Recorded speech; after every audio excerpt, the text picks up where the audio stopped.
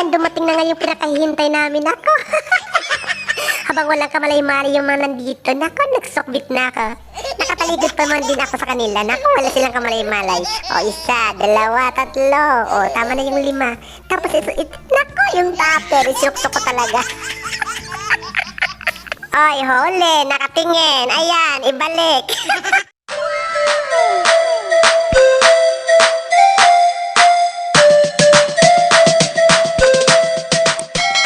Welcome back mga kachapsoy, at nandito na naman tayo sa Lawang Cemetery.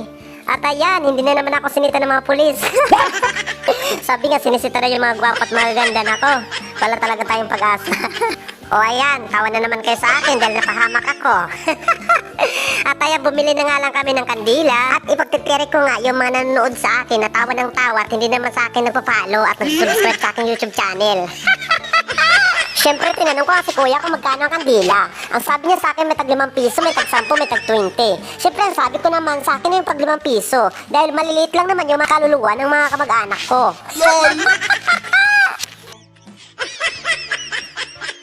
At ayan, tawa ng tawa si kuya. Shoutout pala kay kuya na mabait. Ang sabi ko sa kanya, sige kuya, pabili pa ng isa. Kasi nga, ipagtitirik din kita.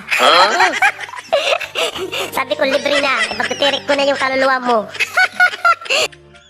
At ayan, umalis na kami at tuwang-tuwa si kuya. Sabi ko sa kanya, o ayan kuya, buhay ka pa, libre ka na ng patirik ng kandila. At ayan, papasok na kami ng sementeryo at puchi, ngayon ko lang naisip na wala pala akong lista ng mga kamag-anak kong namatay. Nako, pag may nakaligtan ako nito, baka dalawin talaga ako ng mga ito.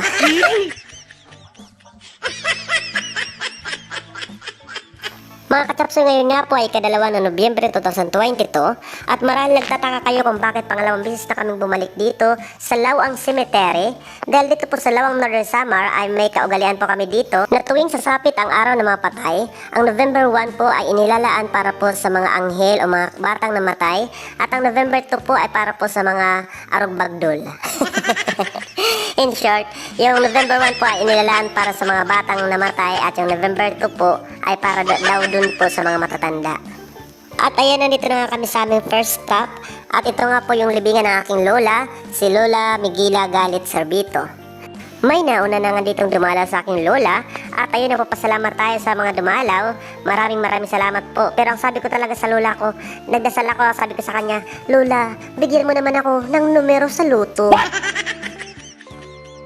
At kung bibigyan mo ako, huwag yung 3 digits. Maliit ang tama dyan. Doon na sa 6 digits. Mega jackpot. Ang sabi ng kasama ko, ay gagi. At ayan, pinasubrahan ko pa nga ng isa pang kandila. Ang sabi ko, oh Lola, para yan sa mga kapitbahay mong naputulan ng kuryente dahil mahal ang bill. Kawawa naman dahil madilim ang paligid. At ayan, umalis na kami dahil naghanap talaga kami ng puntod na may pagkain. Yay! At ayan, nakarma. Muntik pa kaming mawala. Ay, gagi. Mapipilitan tuloy kaming baliktarin yung aming mga damit. Nako, bold. At papunta na nga kami mga kachapso sa iba pa naming mga kamag-anak. At andyan, makasalubong namin ng aming mayor ng aming barangay. Nako, ang pinsan ko. Si Mayor Daniel Servito. Ayan, nagtatakip ng muka. Ay, Mayor, saan ang kampanya? 15 kami sa bahay. Yan nga sila yung mga mababait kong pinsan. Ang sabi nga ni Manalisel, yan na nakangisi. Ang sabi nga sa akin, may pagkain doon, pero huwag kayong mananakgas. Sabi ko nga sa pinsan ko, huwag mo nang harangin ang aming mga balak dahil may cellophane na kami dito. Malaking plastic bag. Pagkapasok na namin dito, kagad kami nagtirik ng kandila. Siyempre, para may dahilan kaming kumain. Mindset ba? Mindset.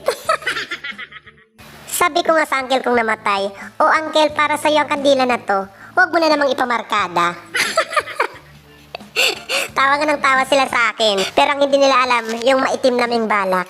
Yung pagkain talaga, o ayan, kumakain na yung mga nandito. Naka, sinisipat ko na nga yung mga pagkain habang nagsisinda ko ng kandila. Pinagpatuloy ko ngayong aking pagsisindi ng kandila. At ayan, nagbigay din ako ng mga ekstrang kandila. Dagdag baga. Sabi ko nga, oh uncle, para yan sa mga namatay mo ding mga chicks. sama-sama na kayo dyan. Isang ilawan na lang kayo ha. Bahala na kayo dyan magsalo-salo sa ilaw. Nako. Pero sa totoo lang mga kachapsoy, dinalaw talaga namin ang aming angkol dahil siya po ang butihing barangay captain o punong barangay ng aming barangay, ang barangay Magsaysay. At ayan nga yung kanyang pamilya, masayang masaya sa aming pagdating. Ang hindi nila alam, yung aming mga binabalak, ayan nagkaway pa. Tawa kayo ngayon, iyak kayo later. At nandito na nga yung mga pagkain, yan talaga yung mga target ko. Ayan, ang tawag dyan moron. Sinisipat ko na, binibilang ko na kung ilan ba yung dapat kong isuksok. Ayan, ang tawag dyan, gaway sa mika. Ano yan? Basta, parang gabi siya. Masarap.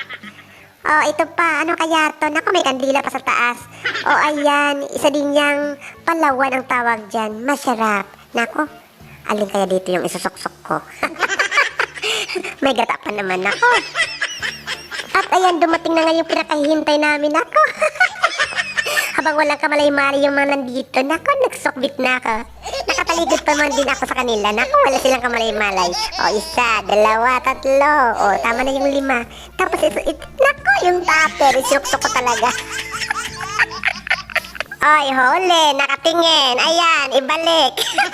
At ayan, dahil hindi nga kami nakadala ng pagkain, nandito kami, lumipat na naman kami dito sa isa pa naming pinsan. Ayan, si Pinsan Patrick Servito at yung kanyang mga magagandang mga kapatid na laging iniiwan. Uy, paurin mo na ng kandila ang yung mga ex. Diba? Yung mga ex mo, paurin mo ng kandila. Diba yung isa taga-palapag? At ikaw, yung ex mo, yung nasa tabok lang ng yung tilawang. Hoy! Hoy! Hoy! Hoy! Paurin mo na ng kandila. Si Jomar minisip.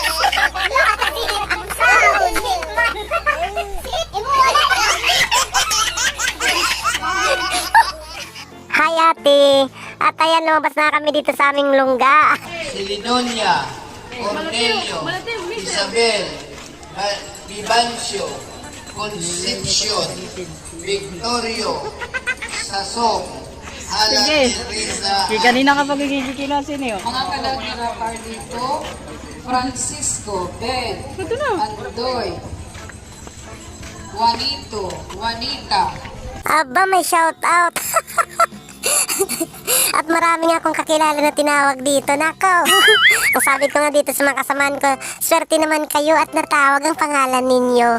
Sana ako rin. Ang sabi nila sa akin ay gagi.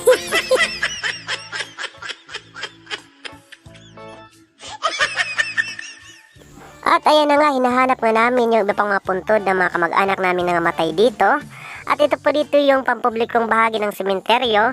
May pribadong bahagi din po. At ganito po talaga yung typical na tanawin dito kapag araw ng mga patay. Mismong sa ibaba po ng mga nitso nagdadaan yung mga tao dahil wala pong maayos na daanan yung mga multo. Ay, multo.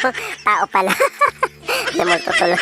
Ang inaalala ko nga dito mga katapsi kapag bumigay yung mga nitso. Nako, disgrasya. At ayan, nakita na namin yung puntod ng aming mga kanununuan. Yan po yung mga puntod ng aking lolo at lola. At ay marami na po yung nagtirik. Nako, pati siguro yung mga taga-ibang bahagi dito na nagtirik. At ayan nga, may follower tayo dito. Gusto na mag-shout out. Sige nga, ang mukha reveal. Ini, Sige, mag-shoutout kayo, wag na kayo mag-alaala. Shoutout sa kaya ko sa Manila. Nagpinagod niya ako sa kayo sa Magsaysay si Unto. Yan! Pinakagwapo sa Magsaysay. Ano ba yan? Ang shoutout kasama ko din. Eh, sir, babay ito kay... Ikaw ate, may gusto kayong shoutout? Siya ko si Ricky Ringko. Ricky ko. Opo. Ayan, sige. Salamat. At ayan, tapos na nga mga katsapsoy ang aming paglilibot dito sa sementeryo. Ayan, kahit ano pang enjoyment ang gawin ninyo dito, magbabarkada, magpapamilya, huwag ninyong kakaligtaan mga katsapsoy. Ang pinaka-importanting sadya ninyo dito, ang dumalaw, magnilay, magpasalamat, at lalong-lalo na ipagdasal ang kaligtasan ng mga mahal nating sa buhay. Sana po huwag ninyo akong dalawin, dahil ako na mismo ang dumalaw sa inyo. Ayan, maraming salamat sa panonood.